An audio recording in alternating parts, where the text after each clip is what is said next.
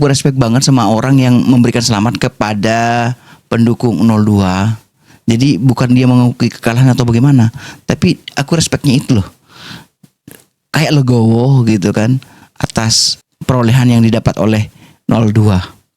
Diberikan selamat begitu. Contohnya kayak gini.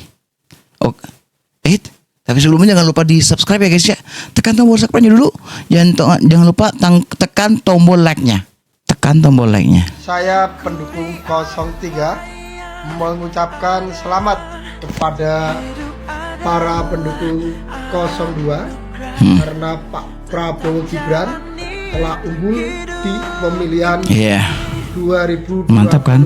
ini. Yang menang silakan merayakan. Tuh. Dan jangan kalah.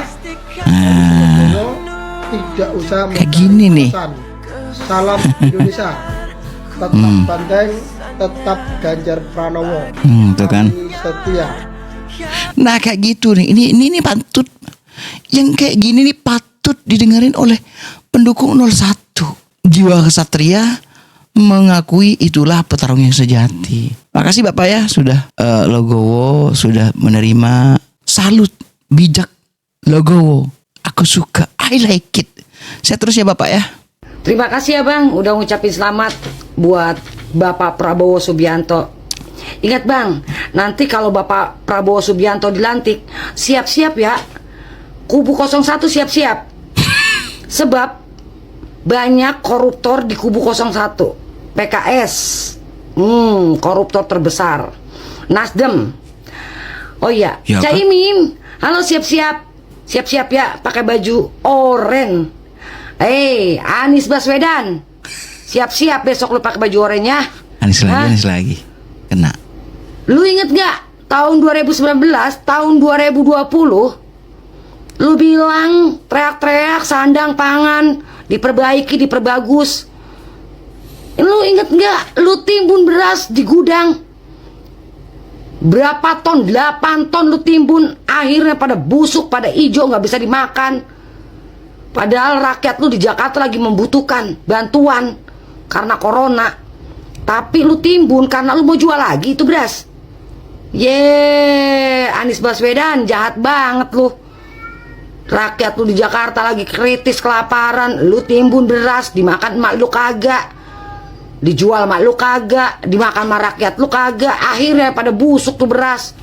Dananya kemana ini tuh 2,8 triliun?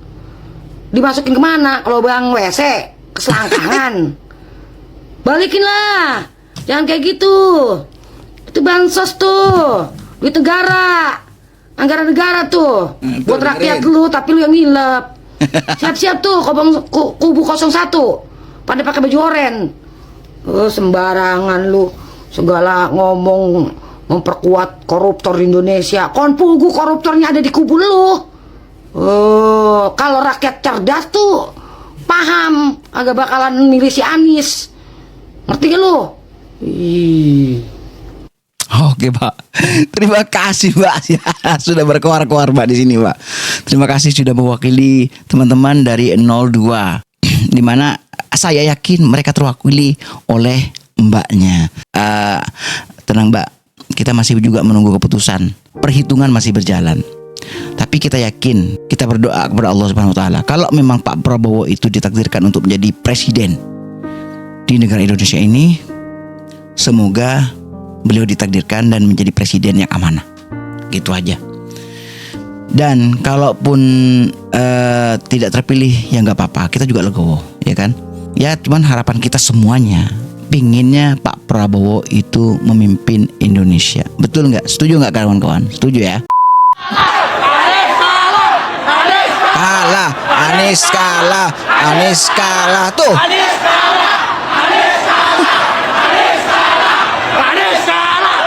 Di luar negeri aja banyak yang dukung Pak Prabowo kok. Coblos nomor 2 kok.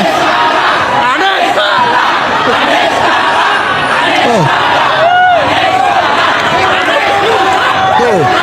Waduh, begitu. Diulang-ulang lagi tetap nomor 1 kalah. Tuh. Lihat tuh.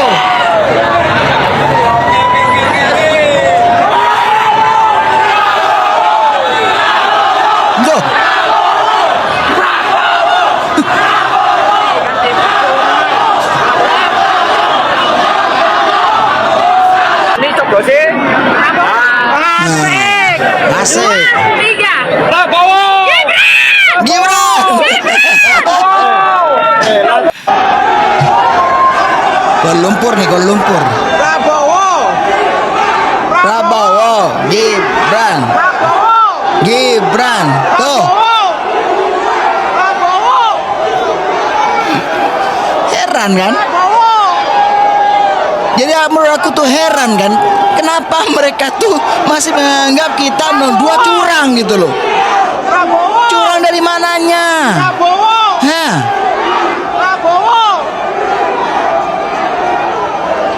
Rata-rata tuh Prabowo semuanya. Rakyat tuh pengen yang terbaik untuk Indonesia. Luar biasa kan mendukung daripada Pak Prabowo. Tuh. Gue yakin walaupun diulang sampai 15 kali pun, 10.000 kali pun, Pak Prabowo bakal menang. Di TKI aja, TKI aja dimenangkan sama Pak Prabowo.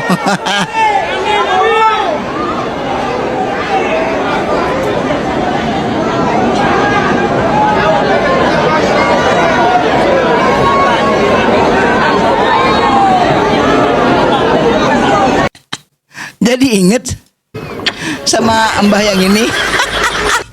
Saya menerima barang Oh, dari siapa ini sih? Abah Agus. dari sorga lagi.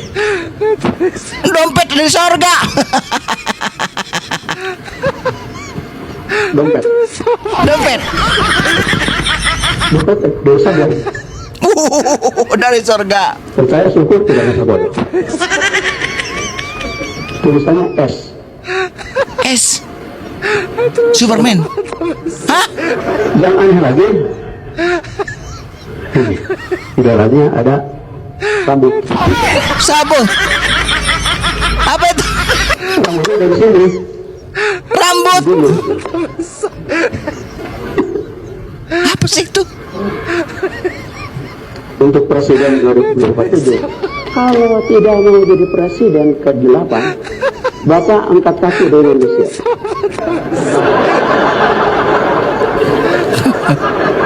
Kalau tidak jadi presiden yang ke-8, Bapak angkat kaki dari Indonesia. Gimana tuh? Siap, presiden jadi. Kami ini akan serahkan untuk bekal jihad. Jihad.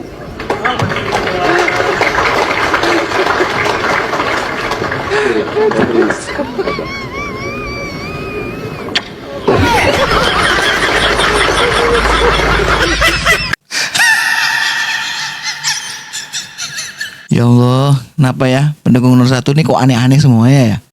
Yang masih nuduh curang, penting sekali simak ini. Pemilu ini udah disusun, udah dirancang, diskenariokan oleh penguasa. Setuju atau enggak, Bang? Enggak. Kenapa, Bang? Kan kayaknya semua orang bilang gitu. Begini, saya ini kan ketua tim kampanye daerah ya. Ya.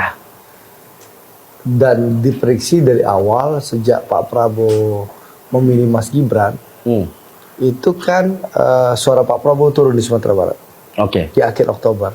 Skornya 60-30. Oke. Mas Anies 60, Pak Prabowo 30. Kalau diskenariokan oleh Pak Jokowi saya dibantu dong. Harusnya. Harusnya dong. Harusnya, Karena sudah tahu 60-30. Ya.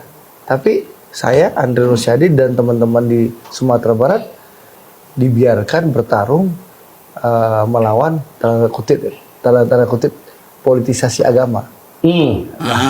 Nggak ada tuh isu yang kita baca di berbagai berita politisasi bansos. Nggak ada tuh gelontoran bansos yang kita pergunakan di situ. Nggak ada kok aparat TNI Polri yang bermain di sana, nggak ada. Coba ada nggak isu itu di Sumatera Barat? Nggak ada. Nggak ada. Kami bertarung sendirian, ya lumayan naik suaranya 10% dibandingkan angka awal melawan politisasi agama. Jadi kalau ada diskenariokan sudah tahu Pak Prabowo dan Mas Gibran bakal kalah di Sumatera Barat, seharusnya kami dibantu dong dengan kekuatan-kekuatan yang seperti yang dituduhkan oleh orang-orang yang kalah. Gue yakin kenapa mereka semuanya berkuar-kuar. Karena kenapa? Ketika Pak Prabowo menjadi presiden, gue kira taman mereka. Alasannya mengapa kok saya tidak setuju kalau seandainya Pak Prabowo jadi presiden, kemudian menteri-menterinya, kabinet-kabinetnya mengambil dari 01 dan 03. Kenapa? Karena visi misi kita berbeda, bos, ya kan? Jangan sampai mereka bergabung. Kalau mereka bergabung, visi misi kita nanti bakal bentrok, ya kan? Ada musuh dalam selimut lagi. Jadi saya tidak ingin seperti itu. Oke Pak Prabowo, mudah-mudahan Pak Prabowo negara saya. Saya pertama sangat kecewa dan sangat jengkel sebenarnya. Ya. Ketika Presiden kita Republik Indonesia Ya. dihina, dicaci, bahkan hari ini penggiringan opini tentang pemakzulan Pak Jokowi. Ya. Ini menunjukkan suatu etika dan budaya yang tidak baik bagi generasi muda. Di luar negeri, orang begitu menghormati Presiden Republik Indonesia. Ya. Di dalam negeri ada oknum-oknum dengan kelompok-kelompok tertentu malah teriakin harus diturunkan, harus diadili. Dalam konteks politik ini, Pak Jokowi ada salah di mana? Ya. Apalagi kan sudah 2 periode nih. Konteks wilayah Indonesia Timur, Ya. khusus saya anak Papua. Ya. Saya hari ini bersama teman-teman keluarga besar Timur Indonesia Bersatu akan melakukan aksi di depan DPR RI. Ya. Kita punya ada sekitar 5 tuntutan yang harus 5 tuntutan ya. 5 tuntutan yang harus disampaikan bahwa kami akan selalu menolak yang namanya pemakzulan terhadap Presiden Republik Indonesia. Ya. Kami akan melawan mereka yang mau menurunkan Pak Jokowi, kemudian kami melawan hak angket yang salah sasaran. Iya. Terus hak angket itu hanya menimbulkan kegaduhan politik. Betul. Menimbulkan kegaduhan politik. Iya, dan Ya. bisa memecah belah negara kesatuan Republik Indonesia. Ya. Kita harus memberikan dukungan kepada KPU, memberikan dukungan kepada Bawaslu untuk menjalankan tugas dan fungsinya dengan baik, Nice. sehingga menghasilkan hasil yang secara optimal yang kemudian nanti diumumkan pada tanggal 20. 20, ya. Kemudian untuk kelompok-kelompok atau golongan atau oknum yang lain, stop intimidasi terhadap KPU Ya. dan stop menyuarakan pemakzulan terhadap Presiden Republik Indonesia. Pak Jokowi itu orang baik. Betul. Ya, ya. Saya dari Papua merasakannya. Sangat merasakan ya. Saudara-saudara saya dari timur sampai di NTT sangat merasakan kebaikan hati Pak Jokowi. Dia presiden terbaik. Presiden terbaik. Kalau menurut saya, Ya. menurut kami orang Papua, dia presiden satu-satunya yang kami kenal Ya. yang bisa ngobrol bareng dengan saudara. Ya. Itu yang dilakukan oleh Pak Jokowi. Terus kembali lagi tentang kenaikan harga. Ketika kenaikan harga beras, ya kita harus tahu dengan situasi hari ini. Kita tidak tahu apakah panen di sana baik atau tidak. Terus dengan situasi yang timbul hari ini kan juga secara pangsa pasar akan meningkat. Ya. Tetapi satu yang mau saya kasih ingat, kami di Papua puluhan tahun bensin mahal, beras mahal, kami tidak pernah Tidak teriak. pernah mengeluh. Wow, itulah. Tapi kenapa di Terus kemudian hanya ada naik 2.000, 3.000 kok berteriak. Ini kan tidak masuk akal. Inilah yang akhirnya kayak tadi saudara sampaikan bahwa elit-elit politik kita, oknum-oknum tertentu dan golongan menggiring opini yang salah, akhirnya menghasilkan hal ini. Iya betul. Inilah yang akan menjadikan perpecahan antara seluruh masyarakat Indonesia. Nah, Iya. itu Harusnya sebagai anak bangsa dan sebagai anak Indonesia, mari kita memberikan edukasi dan pemahaman, memberikan keterangan yang baik dan jelas. Jangan Ya. menggiring opini yang salah. Betul. Beberapa hari yang lalu ini kita lihat di depan DPR RI semua aksi ribut mengangkat kenapa harga beras naik, Naik, ya. Jokowi disalahkan. Di demonya berturut-turut ya. Ini akhir-akhir ini jangankan harga beras naik, Ya. tikus mati di jalan orang kasih salat Jokowi. Salah kita juga ya. Waduh. Ini kan penggiringan yang salah. Jadi ini penggerungan Mari kita opini ya. mari kita bersama-sama membuat sebuah pondasi politik yang Ya. baik, yang beretika, yang punya moral, sehingga anak generasi kita ke depan menikmati politik itu dengan baik. Ya. Iya betul. Tidak lagi menyalahkan politik. Politik salah karena oknum. Iya. Jadi saya pikir saya meminta juga bahwa kita stop untuk menggiring opini yang menyalahkan instansi atau pemerintah. Tapi kita sudah selesai pilpresnya, kita duduk bersatu. Perbedaan pilihan itu biasa. Hal yang biasa. Lebih baik habis pilpres sambil menunggu keputusan kita duduk satu meja, kita kopi-kopi, kita Oke. sharing bagaimana ke depan, bukan ke belakang atau hari ini kita berbicara ke depan. Sehingga mendukung program-program presiden Ya. terpilih ya ke depan ya. Jadi Betul. satu tentang kenaikan harga BBM, saudara-saudaraku, puluhan tahun lamanya kami di Papua Semua mahal, Pak. Ya.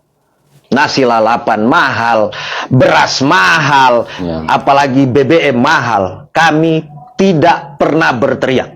Tidak pernah berteriak ya. Dan ketika Papua mengalami hal itu, oknum-oknum yang hari ini berteriak tentang keadilan, mereka di mana? Kenapa mereka tidak berteriak tentang Papua punya kemahalan harga? Saya pertama. Iya, betul. Ya semoga yang di Papua untuk barang-barangnya kemudian apa-apanya bensin dan sebagainya itu bisa agak murahin dikit ya teman-teman ya. Mungkin ada kebijakan dari Pak Presiden berikutnya. Statement yang masuk akal. Sehat terus, Bo. Gaspol. Buat kalian, saya tadinya pendukung 01 dan sekarang saya memantapkan hati mendukung Pak Prabowo karena saya melihat akhir-akhir ini pihak lawan dari Pak Prabowo itu semakin gak masuk akal. Kenapa? Saya jamin Pak Prabowo di TPS manapun dia menang. Itu real. Buat kalian dari 01 pun sama seperti saya dari 01 ataupun dari pendukung 03, ayolah kita tundukkan kepala. Kita terima kenyataan bahwasannya junjungan kita itu kalah. Kasihan anggota KPPS, Bawaslu, KPU, TNI Polri, masyarakat, wartawan yang sudah menunggu. Apalagi KPPS yang kerja dari pagi sampai ke pagi lagi menjaga suara. Masih dibilang curang. Satu poin yang penting, kalau memang Prabowo curang, kalian itu tanya ke ketua partai kalian atau ke saksi kalian itu berapa suara Ganjar. Lebih enggak 50 dari Pak Prabowo, 57. Pasti ketua partai itu punya data. Buka, minta desak, buka publik berapa sebenarnya data suara perolehan mereka, benar nggak sama yang dirilis di KPU ataupun Realcon, pasti beda-beda tipis segitu. Makanya dari pihak 03 melakukan inisiatif hak angket, hak interpelasi di Dewan. Karena apa? Karena mereka sebenarnya sudah tahu hasil mereka itu jauh di bawah Pak Prabowo. Kalau mereka mau melakukan gugatan ke MK tentang hasil, itu nggak mungkin. Karena beda jauh. Berapa ratus ribu yang harus pemungutan ulang. Hasilnya pun tetap sama, saya yakin. Contoh di Bandar Lampung, sudah 3 kali pemungutan suara ulang. Pertama, karena sudah suara tercoblos, itu pun suara anggota DPRD, sudah dicoblos oleh oknum. Akhirnya dihentikan dan pemungutan suara ulang. Tetap Pak Prabowo unggul. Yang kedua, ada karena satu orang sakit, dia memilih di TPS lain. Ulang lagi, tetap Pak Prabowo unggul. Yang ketiga, karena pemilih di luar TPS menggunakan KTP memilih, akhirnya diulang lagi. Tetap Pak Prabowo unggul. Saya yakin tetap Prabowo unggul. Sudahlah, kita harus tundukkanlah kepala, terima kenyataan. Seperti saya sudah terima kenyataan. Saya mengamati statement dari Pak Anies, statement dari Ganjar. Intinya mereka tidak mau menerima kenyataan. Yang namanya kita siap bertarung ya harus siap menerima kekalahan. Kita harus seperti atlet atau menerima kenyataan. Kalau kita kalah dan harus kita perbaiki lagi ke depan di 2029. Jangan lagi pakai cara-cara seperti ini, harus cara-cara yang santun. Kalau ingin merebut suara kaum milenial, ya promosikan dengan cara-cara milenial. Kami termasuk orang-orang milenial yang sekarang Gen Z itu tidak akan terpengaruh dengan cara-cara yang seperti ini, menjelek-jelekan, membawa unsur agama dan membilangkan ini curang, itu curang. Kalau mau dibuka semua curang, saya yakin 03 apalagi malah sudah terbukti di Jawa Tengah curang, udah ditangkap oleh Bawaslu. Makanya udahlah, kita di sini ribut-ribut pendukungnya. Nanti setelah pelantikan presiden, mereka bagi-bagi kursi. Kita yang di bawah ini apa? Musuhan. Seperti itu. Salam akal sehat. Terima kasih Bang, memang kenyataannya di real 02 itu menang di setiap TPS. Sampai di sini aja dulu videonya. Terima kasih udah nonton dari awal sampai akhir.